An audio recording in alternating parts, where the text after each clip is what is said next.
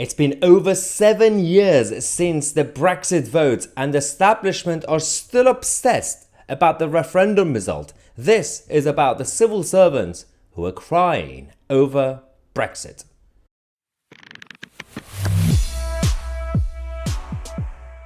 Yes, civil servants in tears over the referendum result, and somehow, despite the fact that they keep telling us that the bureaucrats running our country are supposed to be faceless, they're supposed to be impartial, they're supposed to just be objective and hardworking and professional. No, every now and then we hear more about what they actually think, what they actually say, almost publicly, and it's not really just gossip, it's coming from them. Yes, this is one example. Lord MacDonald, previously Sir Simon MacDonald, who was the head of civil service in, yes, the Foreign Office at some point, and who became Foreign Secretary in 2016? Yes, it was Alexander de Facto Boris Johnson. So the problem we had was that Theresa May made Boris Johnson Foreign Secretary, and there was a lot of theories at the time saying Theresa May did that on purpose so that he makes a mess, and so that she could undermine his future. And so basically because he was responsible for vote leave partly.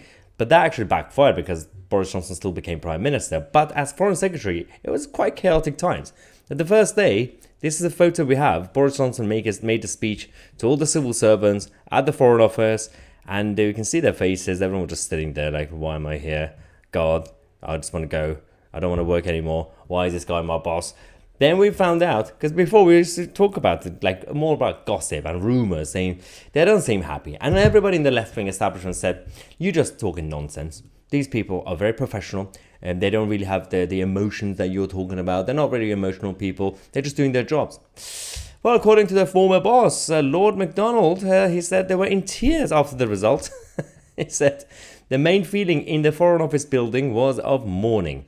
People were in tears. People were in shock. On this occasion, this solitary occasion, I decided to tell my colleagues and therefore let ministers know that I voted to remain in the European Union.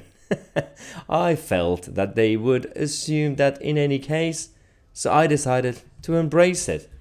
One, that's not your job to say that. Two, those who are going to come and tell me, well, do you expect the civil servants not to have feelings? No, yeah, it's fine. They're still human. They could cry over the result at home, in a pub with their other friends. Not really go around the building, the Foreign Office building, tell each other and everybody else, and their boss is now going to government ministers admitting that he voted to remain. So that doesn't really help. But it's not just the Foreign Office. It's all of them. The best one is the Treasury. Now, who was in charge of Treasury? Oh yeah, another crazy. Philip Hammond. Philip Hammond actually said recently that in response to what Lord MacDonald's been saying about the Foreign Office, Hammond said the Treasury was certainly trying to go for a soft Brexit. I don't think we should apologise for that at all. Excuse me, you were the Chancellor under the leadership of Theresa May, or Treason May, and you people were telling us that Brexit means Brexit, and we are going to leave the European Union properly. And Theresa May wanted us to believe that she's struggling with the negotiations because she wanted to get the proper Brexit. Now we have her right-hand man admitting that he was sabotaging Brexit right there in front of his Prime Minister. Now, it's not really shocking. I'm not surprised.